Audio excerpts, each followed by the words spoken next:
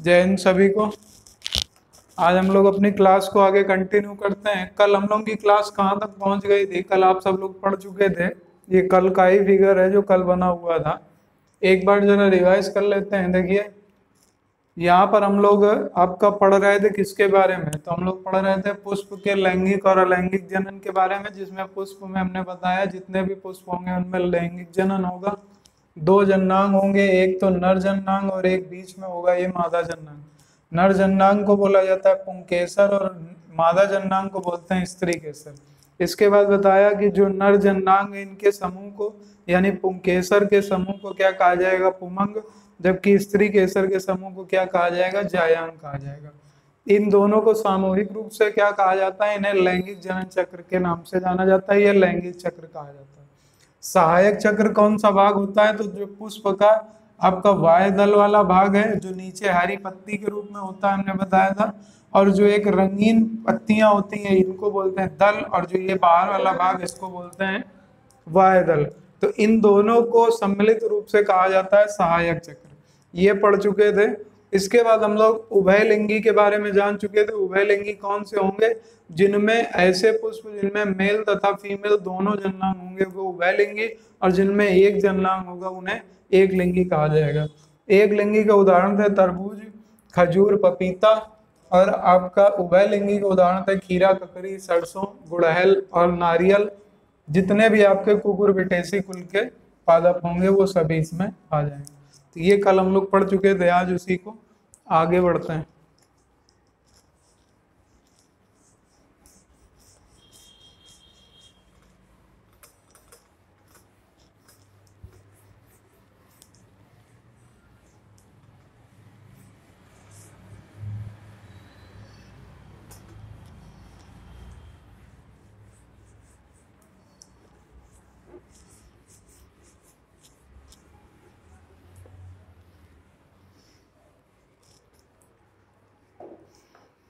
देखिए, कल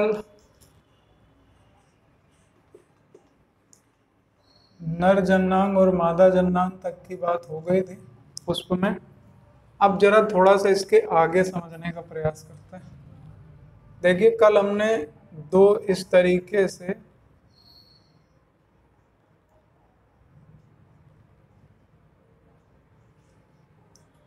ये आपके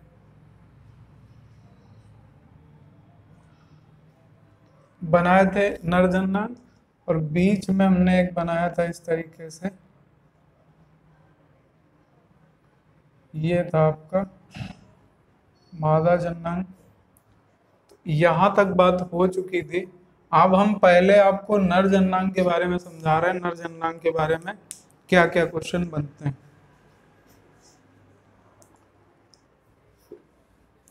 तो हेडिंग डाल दीजिएगा नर जननांग।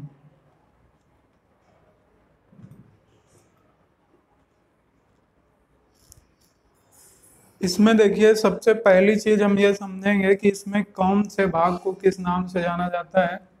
तो हम एक से समझा रहे हैं आपको, आप दोनों में वही चीज होगी। ये जो भाग होता है, ये जो आपको हल्का सा एक रेसे के नुमा भाग होता है और उसके आगे जा करके दो इस तरीके से आकृति फूटी होती है। तो ये जो रेसे नुमा भाग होता है यानी एक पतली सी महीन बारीक डंडी के रूप में होता है, इसे क्या कहा जाता है? इसे हम लोग साइंस में हिंदी में पुतंतु बोलते हैं। पुतंतु, ये पुतंतु का भाग होता है। इसके बाद ऊपर जब आप बढ़ोगे तो ये जो आपके गोल कलर का बना हुआ है, ये इसको बोलते हैं हम लोग पराग कोश। इसे बोला जाता है पराग कोश। ये भी वही होगा और ये भी वही होगा, तो ये बोला जाएगा पराग कोश। पराग कोश के बारे में अगर आपसे पूछा जाए कि इनकी संख्या कितनी होती, तो आपको दिख रहा है एक ये है और एक ये है, तो कितनी हो जाएगी? दो। तो पराग कोश की संख्या कितनी होती है? दो। इसी के बीच में आप देखोगे इस तरीके के छोटे छोटे कण के रूप में भरे होते हैं। बीच में छोटे छोटे कण होंगे बीच में। इस तरीके से। तो इनको हम लोग बोलते हैं परागकण। इनको बोला जाता है, ये जो अंदर की ओर वाले भाग हैं, ये भाग, इनको बोलते हैं परागकण। पराग कोश की संख्या 2। पराग कोश के भीतर के जो कण होंगे उन्हें क्या बोलेंगे, तो उन्हें परागकण के नाम से जाना जाता है, या इन्हें एंटन के नाम से भी बोलते हैं। दिख रहा है आप सबको? ठीक है, तो इनको बोलते हैं परागकण। अब जरा इसी बात को आगे कंटिन्यू करते हैं। ये जो परागकण है, जिनको पहले ग्रेन के नाम से भी जाना जाता है, पराग कोश को एंटेंट के नाम से जाना जाता है। पराग अगर इंग्लिश में लिखना चाहते हो तो लिख सकते हो एंटेंट। और परागकण को इंग्लिश में बोला जाता है पहले ग्रेन।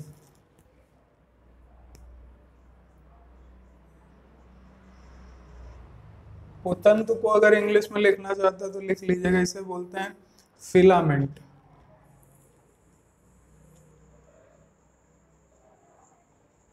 फिलामेंट तो नोट कर लीजिएगा ये।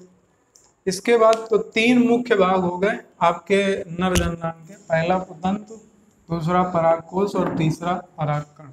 अब आगे की बात करते हैं। आपने सुना होगा कि क्वेश्चन पूछा जाता है कि पादपों में नर जननांग किस में पाया जाता है, तो पुष्प में पाया जाएगा नर जननांग। दूसरा क्वेश्चन पूछा जाता है कि पादपों में, पुष्पों में नर जननांग का जो मानव की तरीके शुक्राणु है, वैसे ही पादपों के पुष्प में कौन सा भाग पाया जाता है, यानी जिसकी तुलना हम मानवों में स्पर्म से कर सकें, यानी शुक्राणु से कर सकें। तो ये जो परागकण है, इस परागकण को ही पादप का नर युग्मक, परागकण को पादप का नर युग्मक कहा जाता है। तो नोट कर लीजिएगा कि पादपों का नर युग्मक क्या है। तो पादपों का नर युग्मक परागकण होता है, जिसे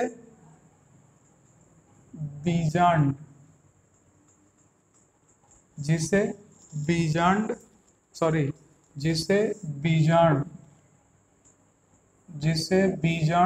कहा जाता है, जिसकी तुलना मानव के शुक्राणु या स्पर्म से की जाती है। तो ये जो बीजाणु यानी नर युग्मक है परागकण, परागकण को एक क्वेश्चन पूछा जाएगा कि पुष्प का नर युग्मक क्या है, तो उसको क्या होगा, बीजाणु होगा। इसकी तुलना किससे की जाएगी, तो मानव में शुक्राणु से इसकी तुलना की जाएगी। तो ये 2 पॉइंट नोट कर लीजिएगा, पहले बहुत बारीकी से समझना। इसके बाद एक क्वेश्चन बनता है कि कुछ पादपों से मानव को एलर्जी होती है, कुछ पादपों से एलर्जी होती है, वह पुष्प के किस भाग से होती है, तो वो पुष्प के परागकण से ही होती है। एलर्जी भी परागकण से होती है। जैसे एक पादप है आपका पार्थेनियम, नोट कर लीजिएगा, मानव को एलर्जी एक पार्थेनियम पादप है, पार्थेनियम पादप के परागकण से मानव को एलर्जी होती है, सांस लेने में दिक्कत होने लगती है, या शरीर में अचानक से खुजली होने लग जाएगी। मतलब अलग अलग तरीके की एलर्जियां होती हैं। तो पार्थेनियम पादप से एलर्जी की शिकायत होती है, ये भी नोट कर लीजिएगा, पार्थेनियम पादप से एलर्जी होती है। इसके बाद अब हम लोग अगली बात करें कि जो परागकण होते हैं, जैसे मानव में आप लोगों ने सुना होगा कि मानव में जो शुक्राणु है, जैसे ये मानव में शुक्राणु को कितने डिग्री सेंटीग्रेड पर किस तरल में रखा जाता है? दो क्वेश्चन बनते हैं, तो हमेशा याद रखिएगा कि जो मानव का शुक्राणु है, या आपका जैसे बोल सकता है कि जानवरों का वीर्य भी बोल सकता है, वीर्य, ये वीर्य कितने डिग्री सेंटीग्रेड पर सुरक्षित रहता है, कितने डिग्री किस तरल में रखा जाता है इसको। तो याद रखिएगा जो ये आपका वीर्य है, जानवरों में वीर्य को सुरक्षित रखा जाता है, ये रखा जाता है -196 डिग्री सेंटीग्रेड पर, और इसे तरल नाइट्रोजन में रखते हैं। तो ये क्वेश्चन आपके पेपर में रेलवे में कई बार आ चुका है, इसको नोट कर लीजिएगा, ये इम्पॉर्टेंट क्वेश्चन है कि मानव के शुक्राणु या जानवरों के वीर्य को कितने डिग्री सेंटीग्रेड पर, -196 डिग्री सेंटीग्रेड पर तरल नाइट्रोजन में सुरक्षित रखते हैं।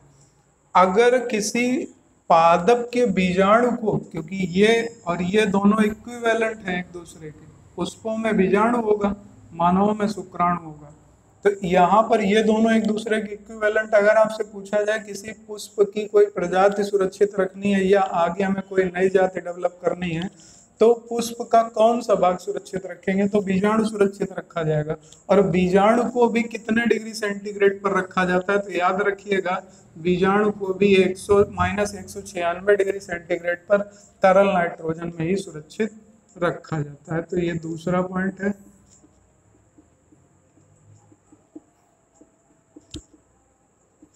कि पुष्प के बीजाणु को कितने डिग्री सेंटीग्रेड पर, और मानव में शुक्राणु या जानवरों के वीर्य को कितने डिग्री पर। तो ये एक कॉमन क्वेश्चन है, दोनों में से आपको याद रखना है, दोनों में कॉमनली पूछा जाता है।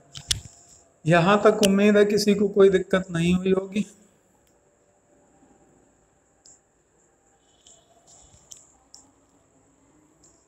अब बात आती है मादा जननांग के विषय में भी बात कर लेते हैं।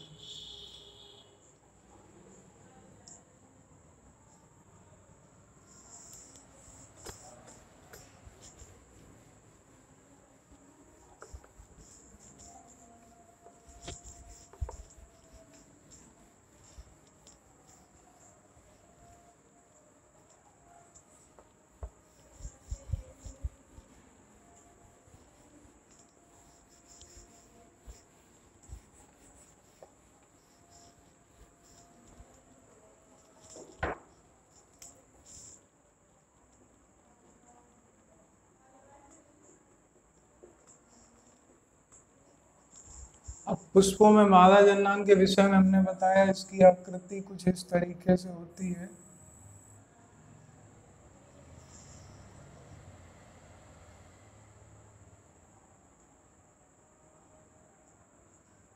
ये इस तरीके से।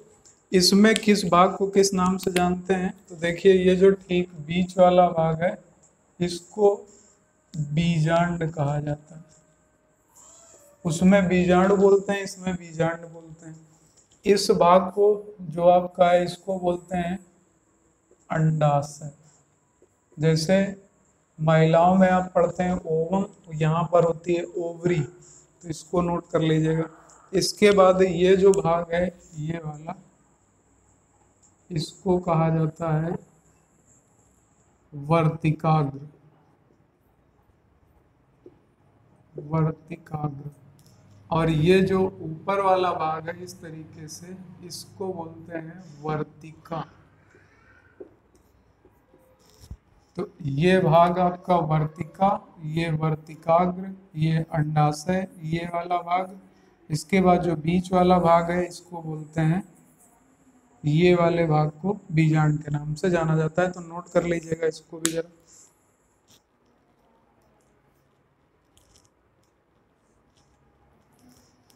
सॉरी, एक गलती हो गई, यहाँ पर ये वर्तिकाग्र है और ये आपका वर्तिका है, इसको नोट कर लीजिए, इससे कंफ्यूजन है। तो ये वर्तिका होती है, ये वर्तिकाग्र होता है, ये ऊपर वाला भाग। अब जरा इसको आगे देखते हैं। क्या क्या क्वेश्चन बनते हैं। देखिए अभी हमने आपको बताया कि ये हो गए आपके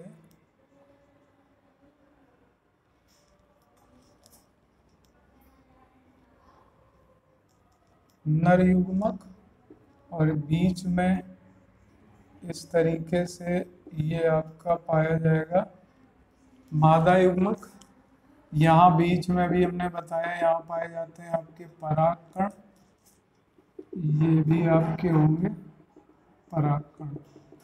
तो अब होता क्या है कि जब पुष्प जनन का कार्य करते हैं, जनन का कार्य कैसे होता है पुष्प में, ये जो पराग कण है, ये पराग कण जब हवा के माध्यम से या जब ये अपने पूरी परिपक्व अवस्था में आ जाते हैं तो यही पराग कण इसमें आकर के गिरते हैं। तो जब ये इसमें आकर के गिरते हैं तो ये इस तरीके से नीचे की ओर पहुंचेंगे। जब ये यहाँ से इस तरीके से अंदर पहुंचते हैं तो एक नर युग्मक यहाँ पर और एक नर युग्मक यहाँ पर जाकर के पहुंच जाते हैं। यानी जब नर युग्मक यहाँ पर पहुंचेंगे तो जब ये परागकण यहाँ गिरते हैं तो यहाँ पर नर युग्मक पहुंचते हैं, यानी मोस्टली 2 नर युग्मक पहुंचने चाहिए। जब 2 नर युग्मक यहाँ पहुंच जाते हैं तो इस क्रिया को क्या कहा जाता है। अब इसमें एक एक टर्म समझना है कि पहली बात यहाँ पर एक क्वेश्चन पूछा जाता है कि परागण, परागण किसे कहा जाता है। तो एक हेडिंग डाल के परागण लिख लीजिएगा, उसके आगे हम बोल दे रहे हैं परागण वह क्रिया है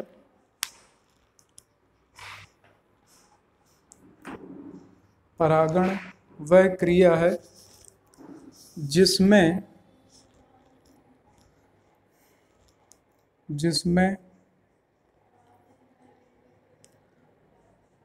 परागकण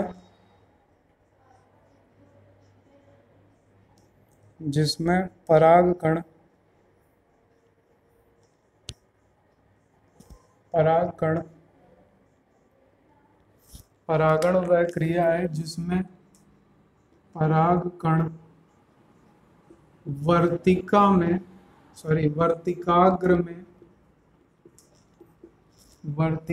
में यहाँ पर गिरेंगे, वर्तिकाग्र में आकर गिरते हैं, वर्तिकाग्र में आकर गिरते हैं। तो वर्तिकाग्र में जब आकर गिरेंगे तो ये क्रिया क्या कहलाएगी, तो ये क्रिया कहलाएगी आपकी परागण। इसको इंग्लिश में पॉलिनेशन के नाम से जाना जाता है, इंग्लिश में इसको पॉलिनेशन कहा जाता है। अब 2 चीजें आप लोगों ने और सुनी होगी, एक होता है आपका स्वपरागण और एक टर्म आपसे पूछा जाता है पर परागण। ये क्या है, स्वपरागण और पर परागण। परागण तो समझ में आ गया कि जो परागकण होंगे वो कहाँ पर आकर गिरेंगे, तो वो गिरेंगे आके वर्तिकाग्र में। तो ये क्रिया क्या कहलाती है, परागण कहलाती है। अब दूसरी बात आती है कि स्वपरागण और पर परागण क्या कहा जाता है। स्वपरागण को सेल्फ पॉलिनेशन, इसको इंग्लिश में सेल्फ पॉलिनेशन या इसी को ऑटो पॉलिनेशन के नाम से भी जाना जाता है। जबकि पर परागण को क्या कहा जाता है, तो इसे इंग्लिश में क्रॉस पॉलिनेशन कहा जाता है, क्रॉस पॉलिनेशन। तो ये 2 चीजें जो इंग्लिश में भी आपको मालूम होनी चाहिए, पॉलिनेशन, ऑटो पॉलिनेशन और क्रॉस पॉलिनेशन। नाम से शो कर रहा होगा स्वपरागण क्या है। अब देखिए, जब कभी भी मान लीजिए एक पेड़ पे कई पुष्प होंगे, तो जब एक ही पेड़ के पुष्प के नर युग्मक उसी पेड़ की किसी अन्य वर्तिका या उसी पुष्प की वर्तिकाग्र, लिख लीजिएगा, हम बोल दे रहे हैं, जब एक ही पेड़ के पुष्प के पुष्प के परागकण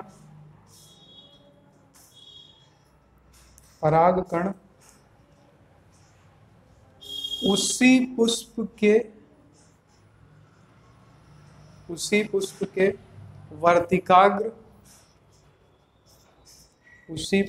वर्तिकाग्र या उसी पेड़ के किसी अन्य पुष्प के वर्तिकाग्र पर गिरते हैं, किसी अन्य पुष्प के वर्तिकाग्र पर गिरते हैं तो उसे स्वपरागण कहा जाता है। यानी जब पेड़ एक हो, पुष्प अलग अलग भी हो सकते हैं या एक ही पुष्प भी हो सकता है, लेकिन पेड़ एक होना चाहिए। एक ही पेड़ पर जब ये क्रिया हो रही होगी तो ये क्या कहलाएगा? तो ये स्वपरागण कहलाएगा। लेकिन जब पेड़ बदल जाए, यानी जब ये परागण की क्रिया एक के अतिरिक्त किसी अन्य पेड़ पर हो रही हो, मान लीजिए कहीं पर दो पेड़ लगे हैं, एक यहाँ पर लगा हुआ है, एक यहाँ पर लगा है। अब यहाँ पर जो पेड़ लगा हुआ है ये पेड़ नंबर 1 है, ये पेड़ नंबर 2 है। अब हुआ क्या, यहाँ के जो आपके ये नर युग्मक थे, इनमें जो परागण की क्रिया हो, ये परागकण थे, मान लीजिए यहाँ पर ये थे, इसमें ये आपका इस तरीके से, तो अब यहाँ पर हुआ क्या, जब हवा तेज चली तो ये वाले जो परागकण थे ये उड़ करके इस वाले पेड़ की वर्तिकाग्र पर पहुंच गए। यानी यहाँ से जब यहाँ पहुंच गए उस दूसरे पेड़ की वर्तिकाग्र पर, तो ये क्रिया कहलाने लगती है पर परागण। और जब इसी पेड़ में, अब एक पेड़ होगा ना, एक पेड़ पे एक ही पुष्प तो होगा नहीं, यहाँ पर कई पुष्प होंगे इस तरीके से। तो जब ये क्रिया उसी पेड़ के उसी पुष्प पर हो जाए, यानी ये यहाँ पर गिर जाए या इसका परागकण आकर के इस पर गिर जाए, तो पेड़ तो वही है ना, तो वो क्या कहलाएगा? वो स्वपरागण कहलाएगा। और ये क्रिया क्या कहलाती है? तो ये परागण कहलाती। उम्मीद है समझ में आ गया होगा। अगर ना समझ में आया हो तो हमसे एक बार फिर से पूछ लीजिएगा, हम फिर से बता देंगे। ये कॉन्सेप्ट बहुत जरूरी है क्योंकि ये कॉन्सेप्ट आपके क्वेश्चन पेपर पे कई बार आ चुका है, इसको जरूर याद रखिएगा। ये सभी प्रकार की परीक्षाओं में पूछा जाता है। ये एक बेसिक टर्म है जो कि सभी परीक्षाओं में आता है, लेकिन इसके बारे में जानकारी कम होने के कारण लोगों ने इसको करना छोड़ दिया है। यानी ना तो बताया जाता है और ना ही क्वेश्चन अटेम्प्ट किए जाते हैं, लेकिन क्वेश्चन आते हैं इसके। नोट कर लीजिएगा जल्दी से, फिर इसी टॉपिक को आगे कंटिन्यू करें।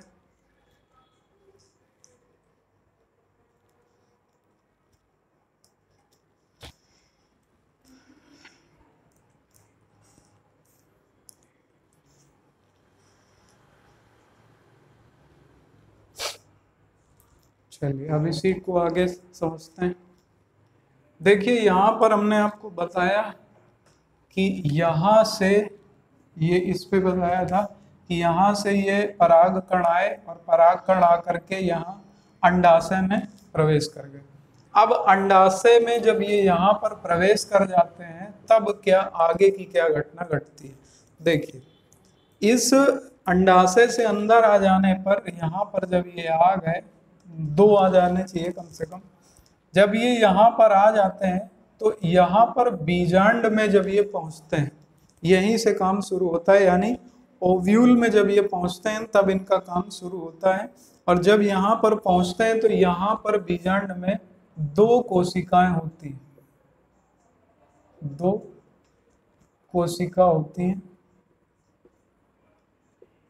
अब यहाँ जब ये 2 कोशिकाएं होती हैं तो जब ये यहाँ पर परागकण पहुंचेंगे, जिसमें से एक कोशिका को कहा जाता है एग सेल।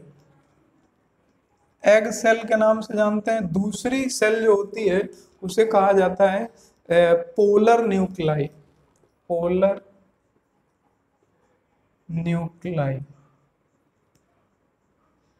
तो ये 2 सेल होती हैं, जिसमें इस वाली सेल को और इस वाली सेल को हिंदी में क्या कहते हैं?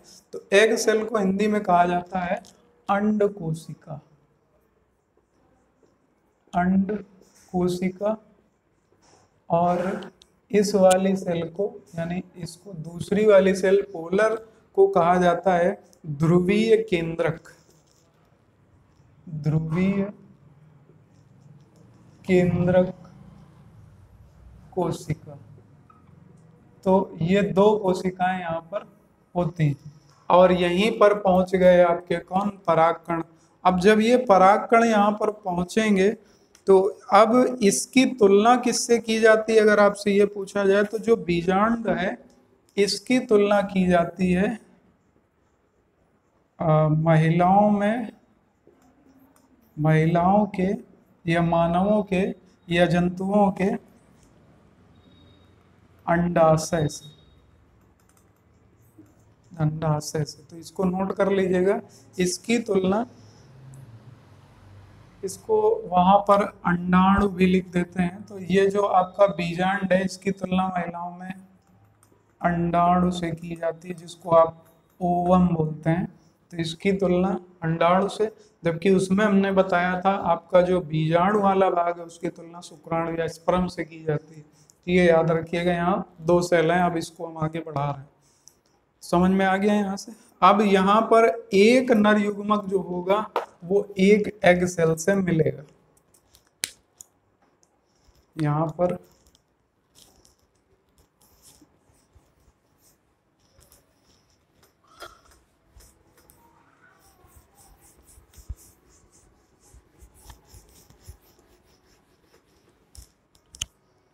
अब यहाँ पर ये जो नर युग्मक आए थे, ये दो नर युग्मक थे। एक नर युग्मक ये था और एक नर युग्मक ये था। अब यहाँ पर एक नर युग्मक ये है और एक नर युग्मक ये है। तो जब एक नर युग्मक मिल जाएगा जाके किससे, इस एग सेल से, तो नोट करिएगा एक नर युग्मक मिल जाता है एग सेल से, एग सेल से यानी अंड कोशिका से। जबकि एक नर युग्मक किससे मिलेगा, तो वो मिलेगा ध्रुवीय केंद्रक से। एक नर युग्मक मिलेगा ध्रुवीय केंद्रक कोशिका से।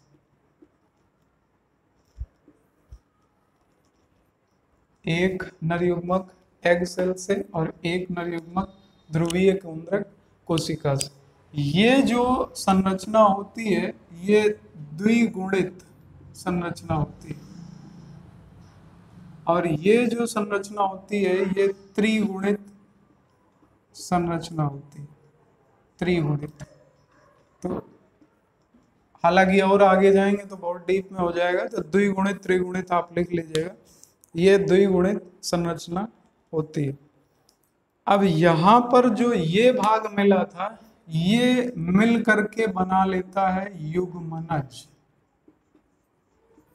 या युग्मक। आपका युग्मक जब एक सेल से मिलेगा तो बना लेगा युग्मनज, जबकि ये जो मिलेगा ये बना लेता है भ्रूण पोष। अभी आप पढ़ोगे फल और उनके खाने योग्य भाग, तो वहां पर नाम आएगा भ्रूणपोष का। तो ये भ्रूणपोष बनता कहाँ से है, एक नर युग्मक जब ध्रुवीय केंद्र कोशिका से मिलता है तो वो भ्रूणपोष में परिवर्तित हो जाता है। तो ये बना देगा भ्रूणपोष को, इसको भी नोट कर लेना।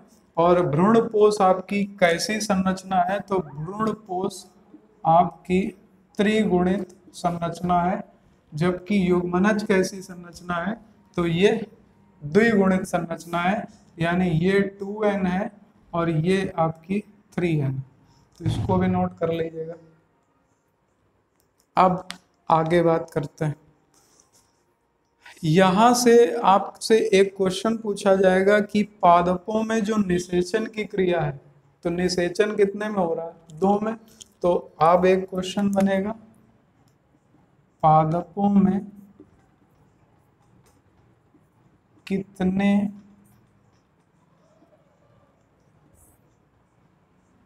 पादपों में निषेचन किस प्रकार का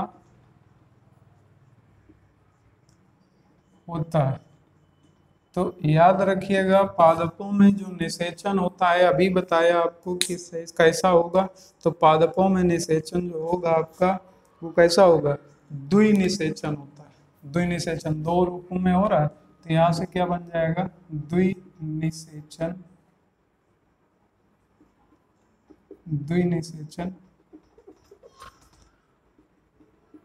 पाया जाता है। एक तो आपका बदलेगा भ्रूणपोष में और एक बदल जाएगा युग्मनज में, तो इसको भी नोट कर लीजिएगा। द्विनिषेचन पाया जाता है। जबकि संलयन कितने प्रकार का होता है? तो संलयन 3 प्रकार का होता है, इसलिए 3 अंग संरचना बनती है। खैर वो पूछा भी नहीं गया, ये आप नोट कर लीजिएगा। ये पूछा गया है कि पादपों में निषेचन किस प्रकार का होता है? द्विनिषेचन प्रकार का होता है, यानी 2n संरचना का होता है। इसके बाद अगली बात आती है, जो परिपक्व बीजांड था, ये जो बीजांड वाला भाग था, ये किस में बदलता है? ये क्वेश्चन काफी कॉन्सेप्ट से समझाया हमने, इसलिए ध्यान से समझिएगा। ये जो पादप का बीजांड वाला भाग है, तो क्वेश्चन पूछेगा जो पौधे का बीज परिवर्तित होता है, वह जो पौधे का जो पुष्प का बीज रूप में परिवर्तन होता है, वह पुष्प के किस भाग से परिवर्तित होता है? तो जो पौधे का बीजांड वाला भाग है, यही परिवर्तित हो जाता है बीज में। तो एक पॉइंट अलग से डाल के लिख लीजिएगा, बीजांड का परिवर्तन या परिपक्व बीजांड परिवर्तित हो जाता है बीज के रूप में। लिख लीजिएगा पहला क्वेश्चन, परिपक्व बीजांड, मैच्योर परिपक्व बीजांड या मैच्योर बीजांड परिवर्तित हो जाता है बीज के रूप में। जबकि अब यहाँ पर हमने एक बात और बताया था, अंडाशय। जबकि जो परिपक्व अंडाशय होता है, ये किस में परिवर्तित होता है? तो परिपक्व अंडाशय ये फल के रूप में परिवर्तित हो जाता है। तो अब आपसे क्वेश्चन पूछेगा कि जो फल है वो वह किसका परिवर्तित रूप है?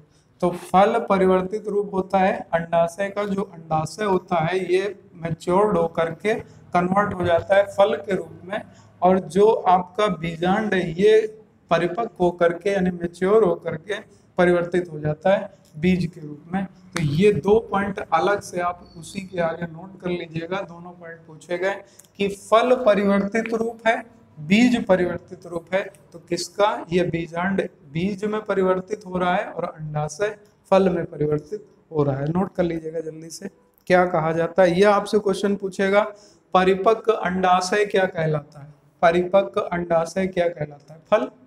और परिपक्व बीजांड कहलाता है बीज। परिपक्व बीजांड कहलाता है बीज, जबकि परिपक्व अंडाशय क्या कहलाता है? फल। अगर चीजें ना समझ में आ रही हैं तो एक बार वीडियो को फिर पीछे कर लेना, बार बार करके सुन लेना, तो चीजें और ज्यादा अच्छे तरीके से क्लियर हो जाएंगी। थोड़ा सा यहाँ पर मानते हैं हम कि थोड़ा सा कंफ्यूजन होगा, लेकिन जब 1-2 बार देखोगे तो समझ में आ जाएगा। अगर एक बार समझ में आ गया तो इस पर भी आपकी कमांड अच्छी तरीके से बन जाएगी। अगर किसी को कोई दिक्कत आ रही हो तो हमसे कमेंट करके पूछ लीजिएगा, हम बता देंगे।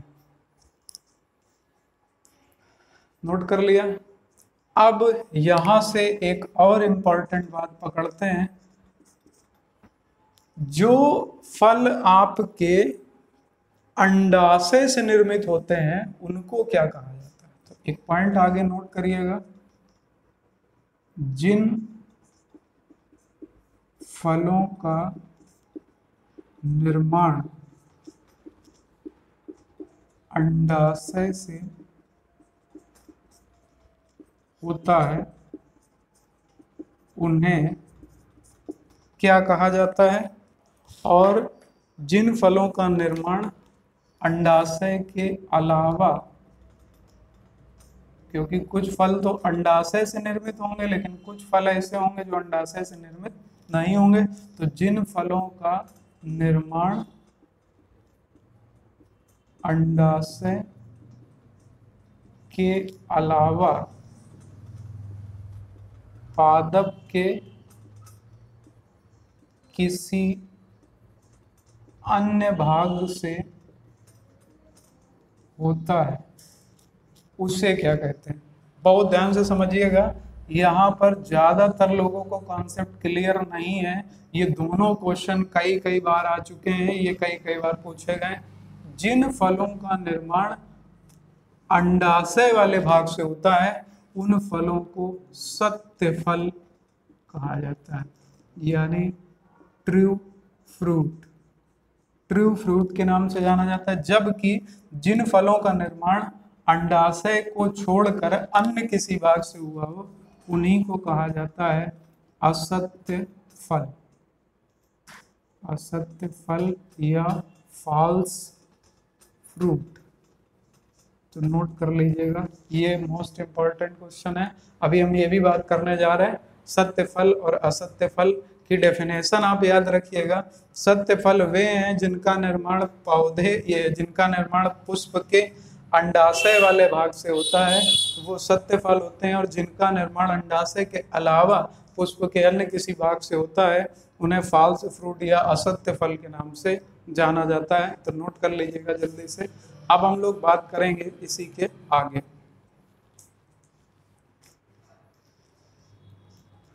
यहाँ तक सबको समझ में आ गया होगा। अब हम इसको रफ कर रहे हैं। अगर ना समझ में आया तो वीडियो को फिर से पीछे करके देख लीजिएगा एक बार।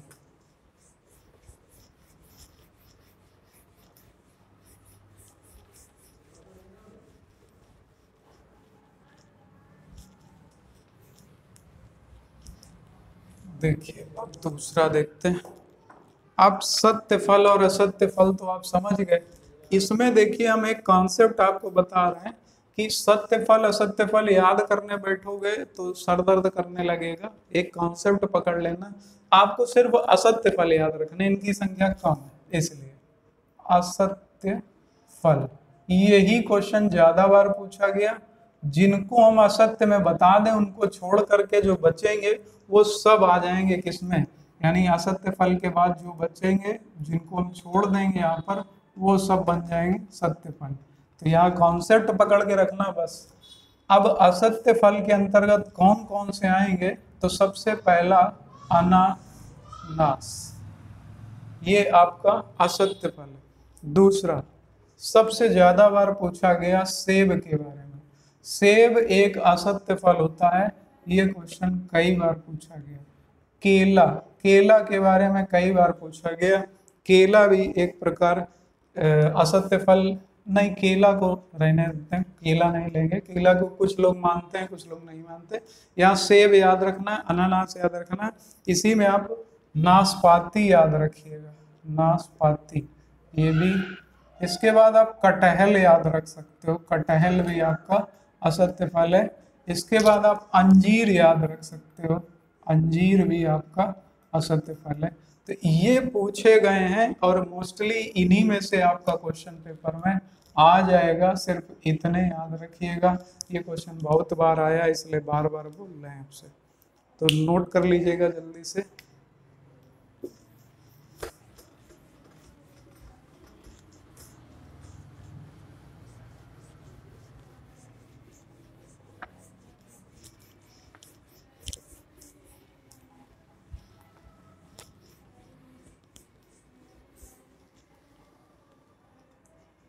नोट हो गया होगा। जो बचेंगे रेस्ट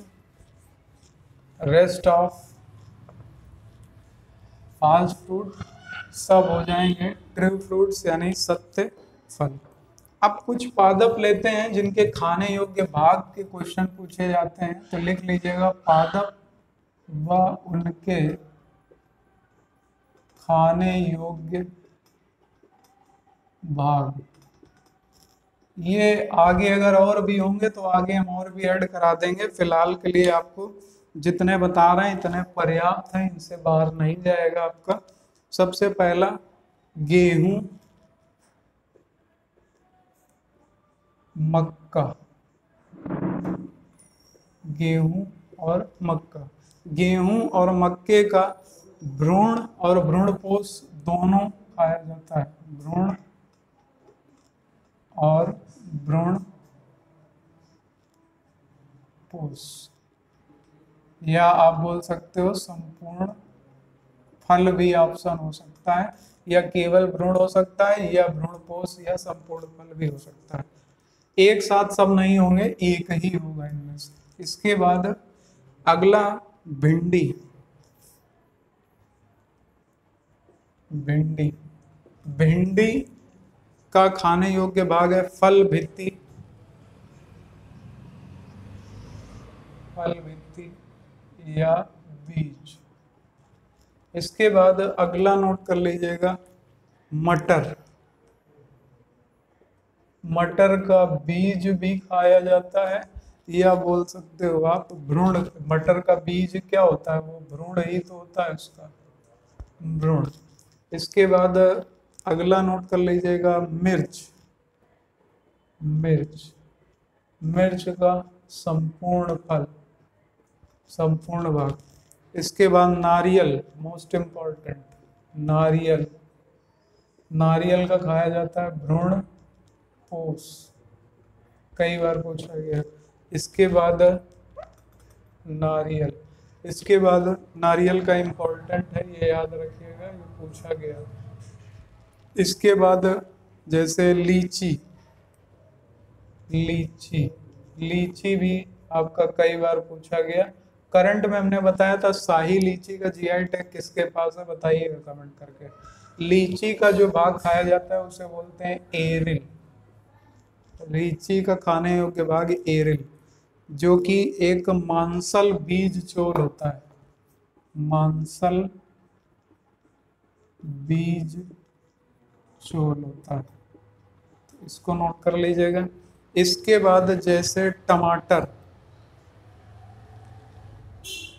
टमाटर, इसका खाने योग्य भाग होता है फल भित्ति और बीजांडासन।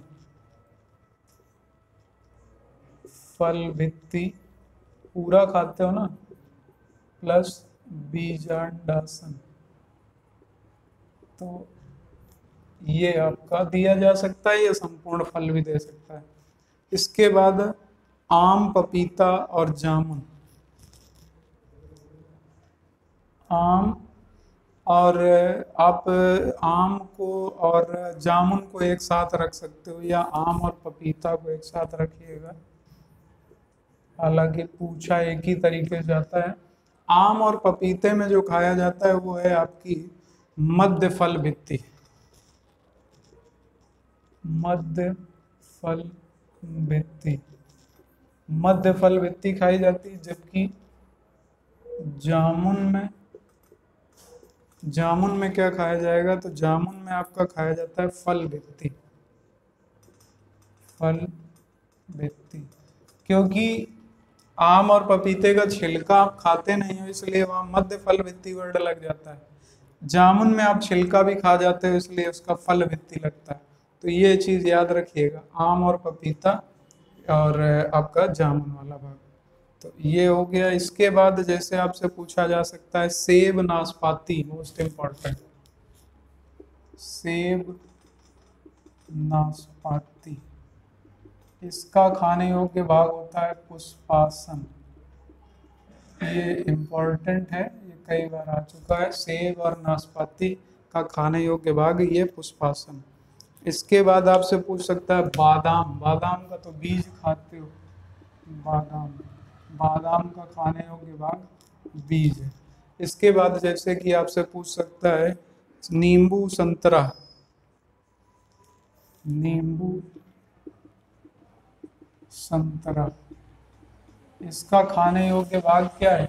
इसका खाने योग्य भाग होता है रेशेदार रोम। रेशेदार रोम होगा ऑप्शन, या अंता फल भित्ति ऑप्शन होगा। अंता फल भित्ति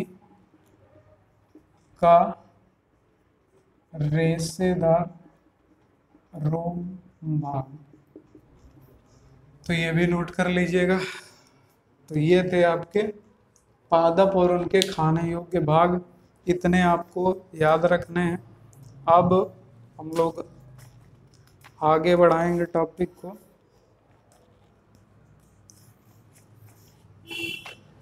नोट कर लिया?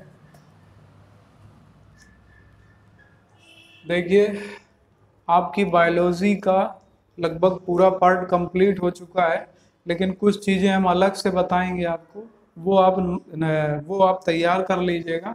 वो आपका मंडे से ट्यूसडे के बीच में हम उसको अपलोड करेंगे। तो मंडे ट्यूसडे में लगभग 2 वीडियो, 1 या 2 वीडियो और लगेंगे।